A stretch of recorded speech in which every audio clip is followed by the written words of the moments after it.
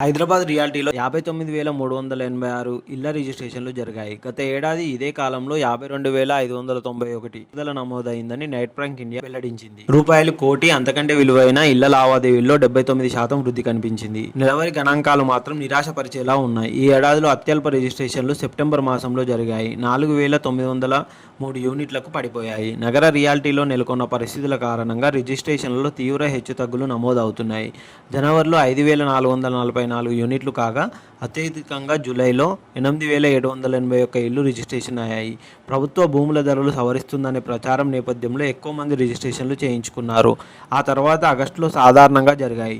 September నెలకు వచ్చేసరికి జూలైతో పోలిస్తే దాదాపుగా సగానికి పడిపోయాయి. హైడ్రా అలజడినే ఇందుకు కారణమని నిర్మాణ సంఘాలు అంటున్నాయి.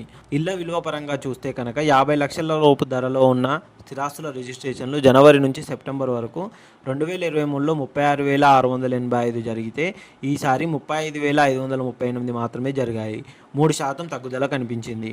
రూపాయలు 50 లక్షల నుంచి కోటి మధ్య ఉన్న నివాసాలు గత సంవత్సరం 11,139 రిజిస్ట్రేషన్లు నమోదు కాగా ఈసారి 15,298కి పెరిగాయి. 37% వృద్ధి నమోదైంది. రూపాయలు 1,00,00,000 అంతకంటే ఎక్కువ ఖరీదైన నివాసాల రిజిస్ట్రేషన్లు 4,760